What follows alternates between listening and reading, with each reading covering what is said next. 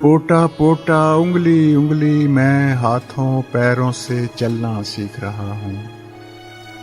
बाबा जानी, तूने मेरा हाथ पकड़कर पैरों पर चलना तो बताया, पर हाथों से चलने की मेहनत न सिखाई।